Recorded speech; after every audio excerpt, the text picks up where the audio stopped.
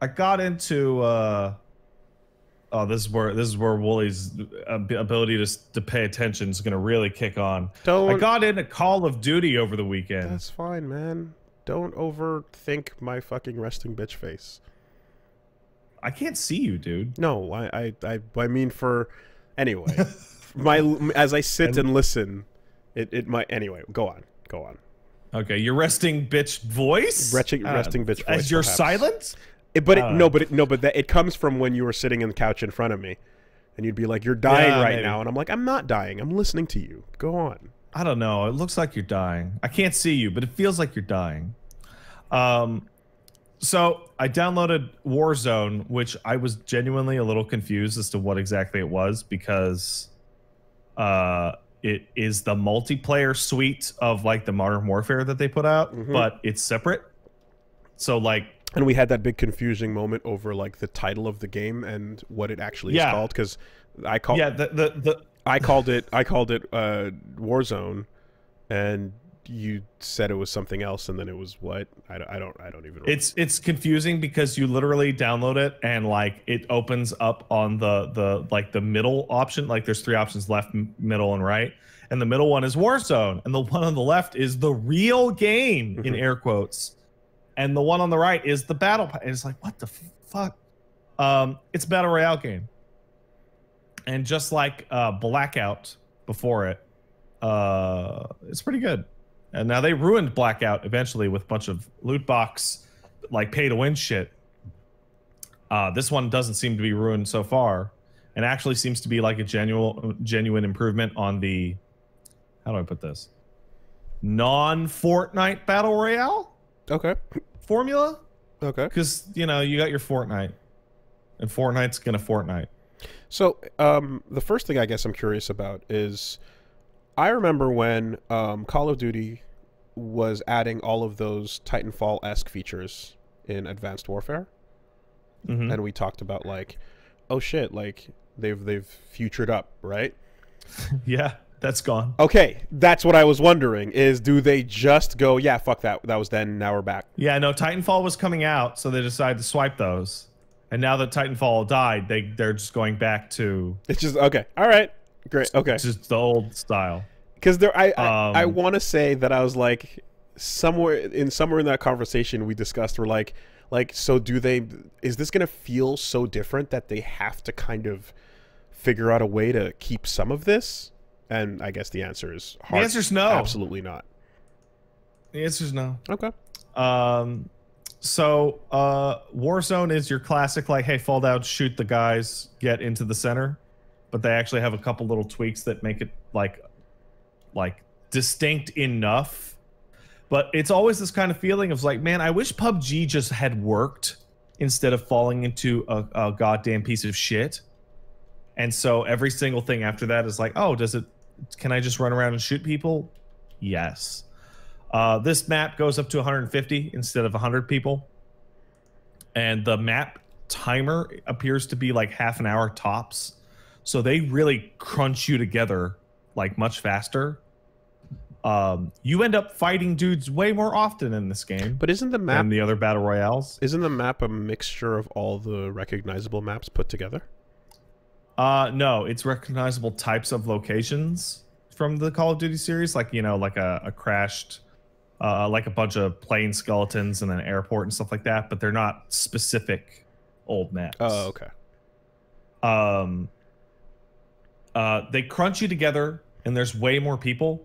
They also have little quests that you can pick up, and they will either send you to items, they will send you to locations, or they will send you to straight up like hunt other players down with a little radar on them. Because it's Call of Duty, when people fire their guns, unless they're silenced, you get to see their position on your map. You can call down a UAV to see people's position on your map. You can get a heartbeat sensor to get people's relative location on your map. Okay. So there's way, way, way more ways to just go, oh, there's a guy right there. I can go get him. And did this help you win the game? I have not won the game, no. But it is this thing where you get to play the game a lot more. In PUBG, and to a degree, like even Blackout, like hiding in a fucking corner until the goddamn gas past you, or the the line past you, was totally viable. Here, someone's probably gonna find you. Like, you actually have to shoot gun more, which is nice. And bonus, one of the larger frustrations of the battle royale is you drop, and you happen to drop in that location where there are 35 other people within 10 feet. Mm-hmm. The hotspot. And you have no chance to survive. Like, you're running to pick up the gun, and a guy kicks down the door, and he already has a gun, and you're dead. It's solo, right? It's 4, 3, 2, and 1. Oh, okay. You were playing solo. I play solo. Yes. Okay. So, okay, I died within 10 seconds of hitting the floor. Yeah. The game takes it easy on you and kicks you into its big twist, which is the Gulag. And the Gulag is every single person that dies gets to have a duel against somebody else who died. And if you win that duel in this tiny little arena, you get to drop back in. That is brilliant. What a smart way to keep people playing. It turns off at 25 people to go, because otherwise you would have people dropping in with no gear into like a 10 by 10 foot circle. That's brilliant. But what a good design. And because I've dropped in and died instantly, and then had games where I got to like number 14 by crawling back in. Right? Yeah. And I've also had games where I lasted for a really long time and then dropped back in and died instantly. Dude. But the shot, right? The well-designed second chance is not something you see often. It's usually just a binary thing. It's usually you have one or you don't. Yo, you get 2 lives, or you know what I mean? But the idea of earning it via a 1v1, and then the numbers can allow people to still slowly reduce, but you know that you're going to have to deal with a lot more people than you usually would, is very interesting. There's a lot going on in that Gulag, which is essentially a loser's bracket to get back into the pool.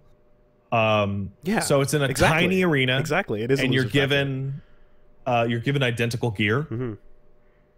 Mm-hmm. And like the reason why I've been wearing my headphones way more often lately is because footstep direction is super important. So you're in a tiny arena. So normally, if you just walk, you would be able to hear exactly where somebody is. Well, all the people waiting for their match actually exist in an area above the fighting arena, and can throw rocks into it to make noise. That's hilarious. So wait, are you in a large open coliseum, or are you in like it is it's like a 30 by 50 foot room with cover, a lot of barriers and stuff like that. Okay, so a little bit of that let's say a way out. It looks like the shower room from The Rock. I don't remember the Sean Connery movie. Yeah, I don't remember that room. But okay, all right. Okay. So you still have to duel, and it's not just an open area. Okay. Yeah.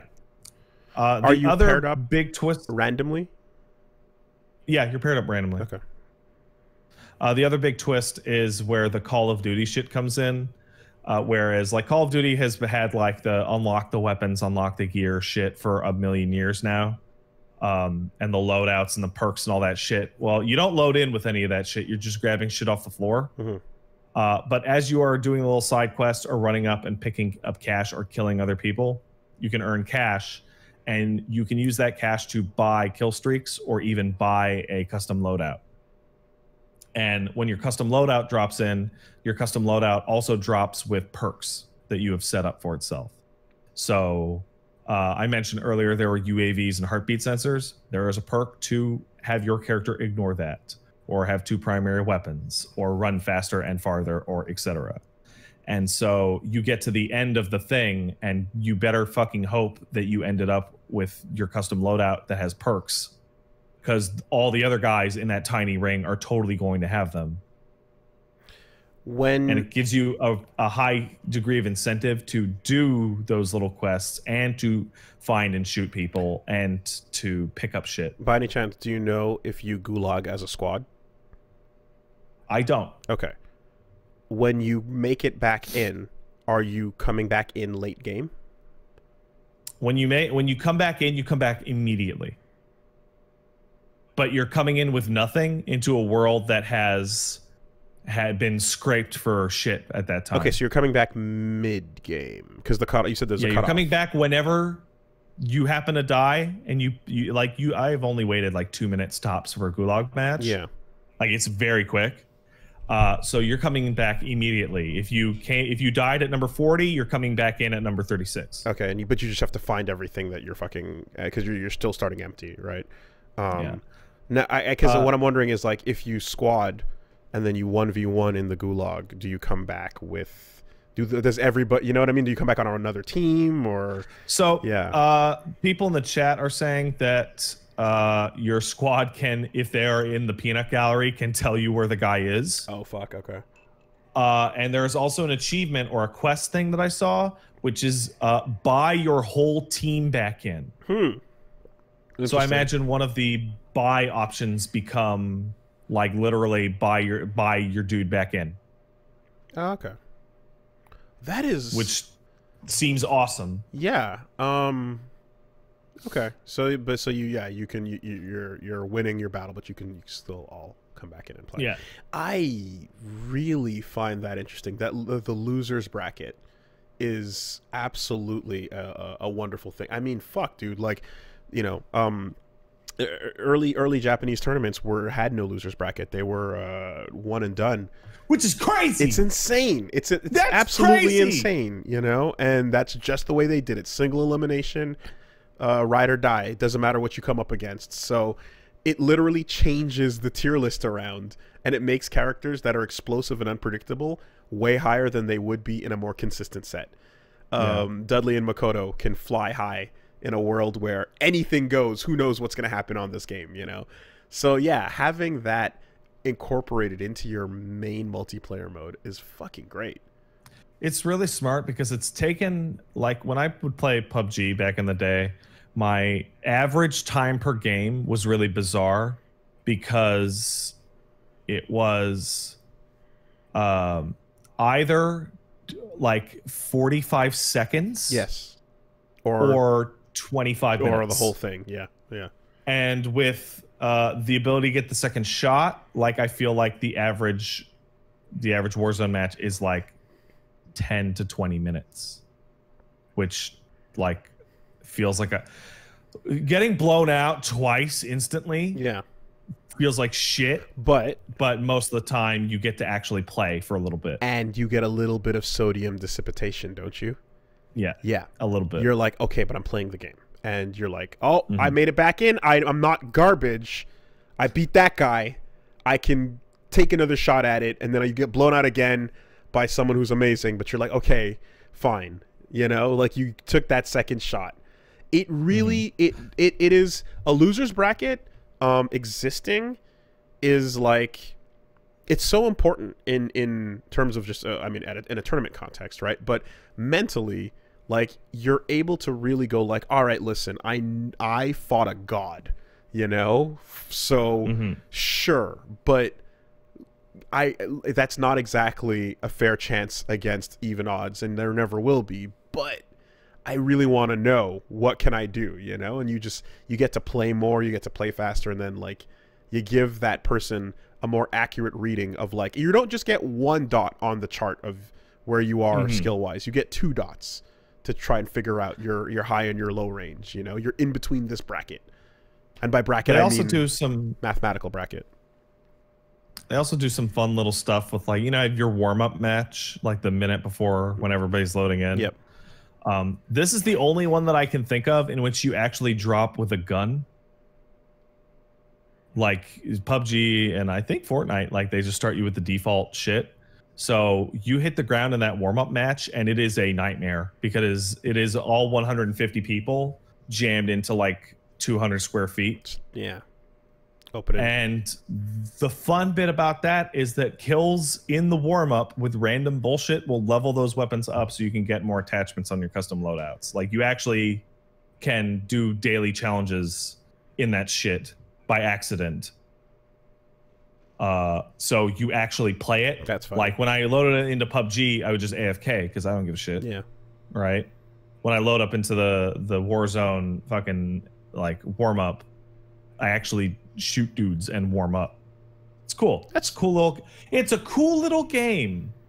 That's nice. I'm noticing, like, yeah, similarly in the Repertorium, you can build towards perks, or not perks. Yeah. You can build towards weapon unlocks. So that's nice. So there's two final things I want to say. One is, I think it's the nature of certain types of games with certain types of settings, because there's a battle pass for it, right?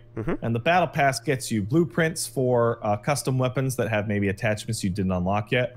It'll have cosmetics for your calling card and your quip and your costume and your skins. And I'm looking at all 100 and I'm like, dude, who gives a shit? They're all just different types of camouflage and dude bros with beanies on and face paint. Like, they're all modern military. And I'm like, I don't give a shit. This is all worthless. This is all worthless crap. You can't be a dragon. Well, I was gonna say, or an anime man. Doesn't, like, Rainbow Six still have, like, drastically different skins besides just, like, military operatives? Right? Like, on occasion. So just COD ain't gonna have fun with it. Yeah, COD's. I mean, it's consistent, right? It's like you modern military realistic look, and I'm like, I don't know, it's not for me, I guess. And the other feature that I bet is way more fun when you're playing with squads is Call of Duty Warzone.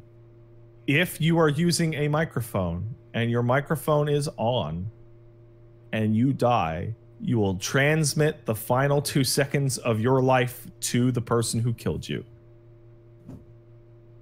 So in solo, it's fairly rare, but every now and then I will get a dude and I'll hear, "Eh, fucking bitch," and it's just like, yes. Didn't we just talk about this as shame features go? A little while ago, they actually, a Call of Duty game is putting in the ball cam, and you could turn it off if you want, but by default, like, you hear the last thing they said before they. But I have heard shot some angry, toxic shit sent my way. That's dude. That's funny because it basically is like establishing that we know that, like, toxic salt is like a commodity and we're serving you an hors d'oeuvre of it. Like, it's fully embracing that and being aware of it because they know exactly what you're going to hear on the other end.